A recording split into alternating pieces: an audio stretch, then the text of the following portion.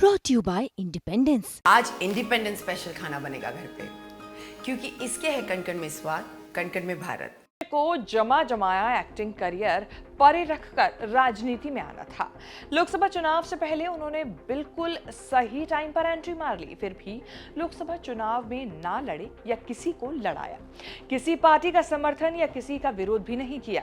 हड़बड़ी नहीं करना चाहते। विजय तो धमाकेदार एंट्री की तैयारी कर रहे हैं। 2026 में होने वाले तमिलनाडु विधानसभा चुनाव में विजय और उनकी पार्टी पहला चुनाव लड़ने जा रही है। किश्तों में आकर ले रही है उनकी पार्टी टीवीके। हिंदी में टीवीके का मतलब होता है तमिलनाडु विजय पार्टी। तमिल फिल्मों में एक्टर विजय की फैन फॉलोइंग सबसे बड़ी मानी जाती है। राजनीति में एंट्री का इरादा भी फैन फॉलोइंग की फौज देखकर ही आया। 2009 से फैन क्लब बनाकर राजनीति में घुसने की टोह लेते रहे। जनवरी में फैन क्लब विजय मक्कल यक्कम का अप्रूवल मिलने के बाद विजय आगे बढ़े। फरवरी में अपनी पार्टी तमिलगा वैत्री कजगम यानी कि टीवीके का ऐलान किया था। 6 महीने बाद अब जाकर टीवीके पार्टी का झंडा और एंथम लॉन्च किया है। सितंबर के अंत में विक्रवंडी में रैली करके पार्टी की औपचारिक लॉन्चिंग होगी।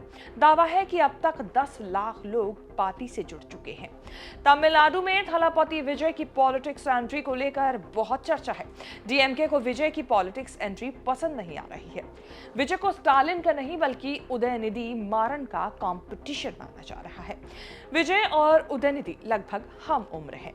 दोनों का सपोर्ट सिस्टम भी एक जैसा यानी कि यूथ है। स्टालिन धीरे धीरे उदयनिधि को डीएमके की लीडरशिप सौंपने की तैयारी कर रहे हैं। विधानसभा चुनाव तक उनकी भूमिका और बढ़ सकती है। विजय के आने से डीएमके को उस यूथ वोट बैंक में सेंधमारी का डर है जो उदयनिधि को यूथ आइकन मानकर सपोर्ट करता आया है। ये सपोर्ट करता है। बीजेपी तमिलनाडु में मुख्य विपक्ष के रोल में आना चाहती है। दिक्कत यह है कि राजनीति टेक ऑफ नहीं हो पा रही है। ऊपर से युवा जोश से भरी पार्टी लेकर विजय भी अब मैदान में उतर रहे हैं।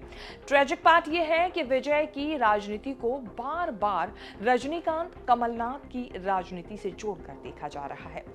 विरोधी मैसेज दे रहे हैं कि जैसे ये दोनों फेल हुए वैसे ही विजय भी फेल होंगे। विजय ऐसे समय राजनीति में एंट्री ले रहे हैं जब डीएमके के सामने कोई टिक नहीं रहा है।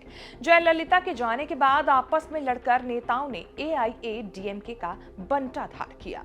जमने की बहुत कोशिशों के बाद भी तमिलनाडु में बीजेपी का खाता नहीं खुल रहा। डीएमके कांग्रेस का अलायंस ताबड़तोड़ एक तरफा 10 चुनाव जीत चुका है।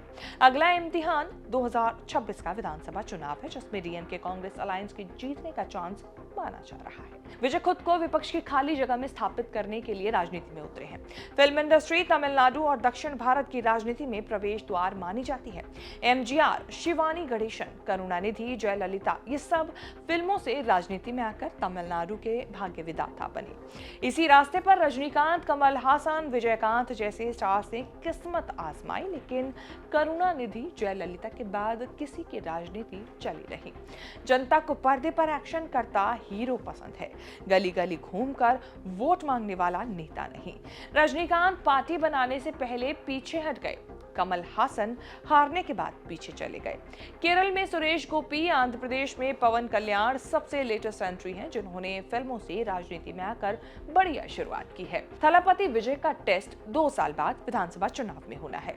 करीब 50 साल के विजय का असली नाम जोसेफ विजय चंद्रशेखर है। उनके पिता एसए चंद्रशेखर जाने माने फिल्म डायरेक्टर हैं। चाइल्ड एक्टर होते हुए पापा की फिल्मों में काम करने लगे। विजय की करीब 15 फिल्मों को पापा चंद्रशेखर ने ही डायरेक्ट किया।